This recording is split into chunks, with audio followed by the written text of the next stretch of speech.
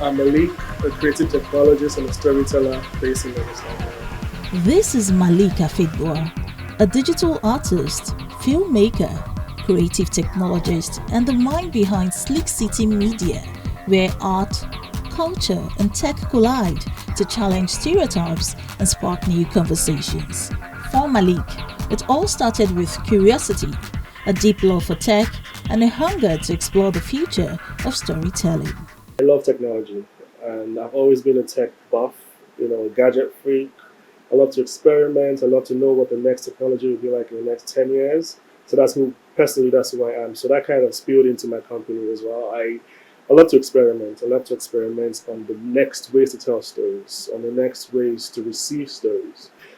Experimenting with VR and AR was what led me to AI, because I've done a bunch of things in that realm, telling stories, in an immersive space. Did a few things with Meta, sponsored by Rockefeller Foundation and Africa No Filter. A couple of years ago that we documented the formatted bits to kind of keep that space, that heritage space. Even if it does die out, we have that space in the virtual realm as well. But that kind of evolved into me thinking about what is next in storytelling, what is next in consuming stories, and that's how I started working with AI and artificial intelligence. From experimenting with virtual reality and augmented reality to exploring immersive experiences, Malik's foray into tech was never about the hype, it was about access and impact.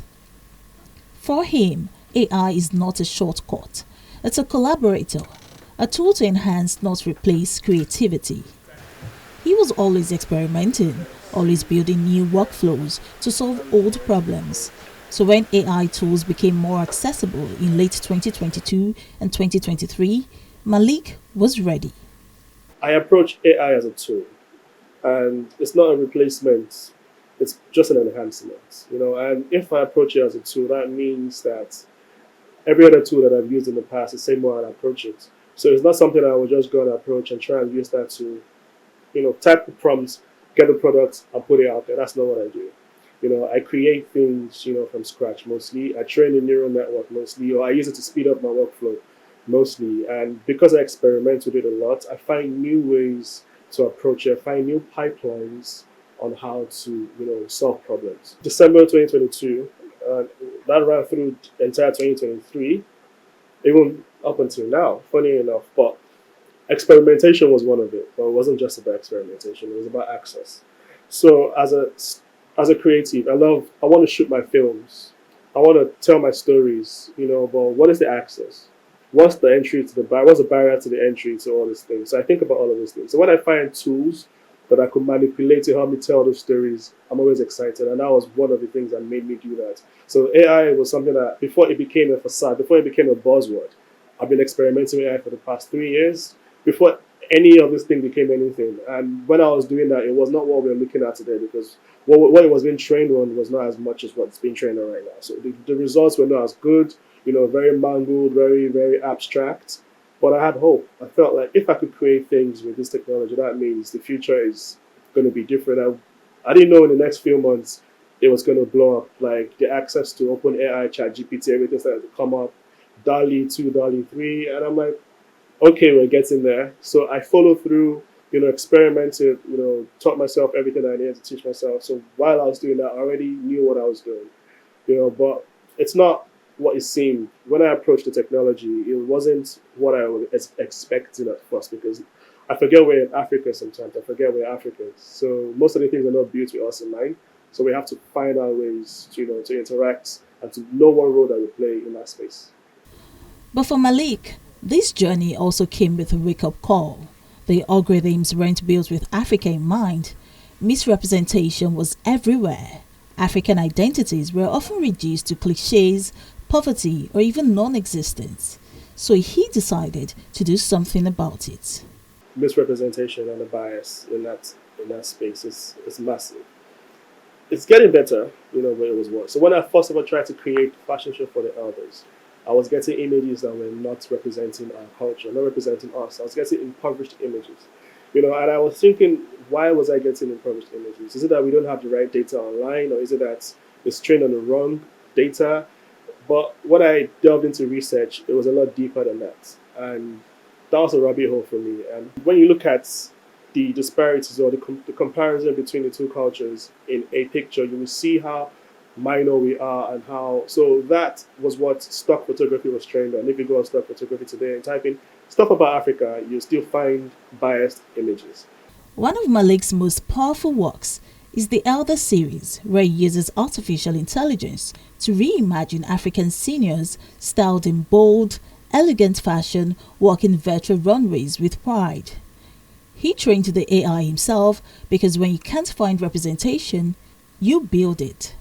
So what is AI trained on? It's trained on all these things, stock photography and every other thing that you find online. And there is no regulation. It's just literally everything. So if our data that is out there, it's not being intentional, then it's going to be trained on data that's just out there. So if we're doing TV shows, films, everything that will not be intentional about the kinds of things we put out there, that's a problem because in the future, that is the trainings on this AI neural network and everything will be trained on everything that we'll put out. So what would the next generation have to feed on?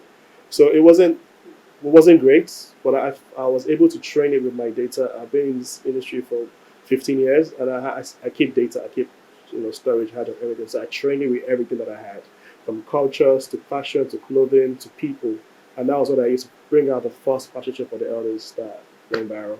The Elder series didn't just go viral. It sparked a global conversation about age, identity, and how we see beauty.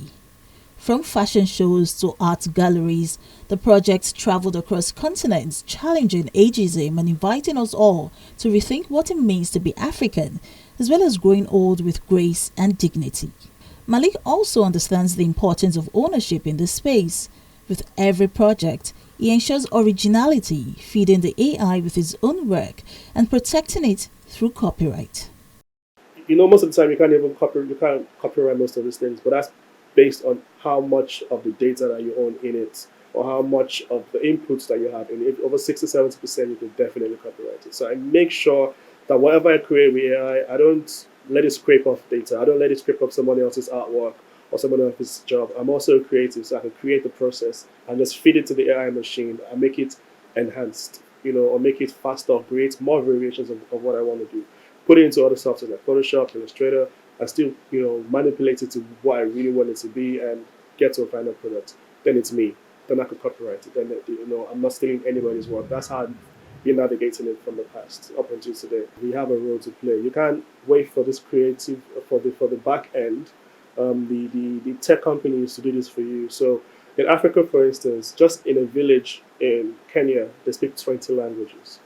Just picture that. So it's up to the people in Kenya, in our community, to someone that understands that to feed it the right data for proper representation. Same thing with Nigeria, same thing with all the subcultures, Africa and everything, because most of the time it sees Africa as a country, not as a continent. And Africa has many different countries. So we as creators, as individuals, we have to put out the right data that represents us, like in the most valid way, in the most credible way, from our cultures, from what we stand for, from who we are. So that way it's trained on that. Because everything that we see about Black history mostly is slavery, but there was something beyond slavery, before slavery. But why is it stuck on slavery?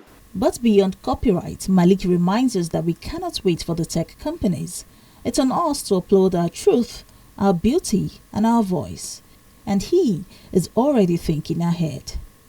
Right now, I'm currently documenting stories from elderly people that are aged 80 and above, from all the cultures, like everywhere in all parts of Nigeria, all sub-levels, all major levels, everything. And the fact of that is, when I'm done in Nigeria, I'm doing it for the entire countries in the world, Africa and the rest of the world. I'm not just documenting, I'm also filming them, and I'm going to be exhibiting them in a holographic way. So in 50 years' time, you could be speaking to your ancestors. Nobody in our lifetime ever spoke to their ancestors or heard from their ancestors. So that's currently what I'm doing. So, and that came up from the Elder series, from the AI theater now into the physical, that now we're touching lives all around the world and preserving history, culture, values, heritage forever. So yeah. A bigger mission lies ahead for Malik, which is ensuring that African stories, languages, and identities are represented in our shared digital future. Because in a world where AI learns from everything we put online, the absence of African narratives means generations could grow up without ever seeing themselves reflected in the future. For Malik Afegbua, technology is not just about innovation, it's about inclusion. It's about making sure that African voices are not just heard, but remembered, celebrated, and reflected in every frame of our digital world.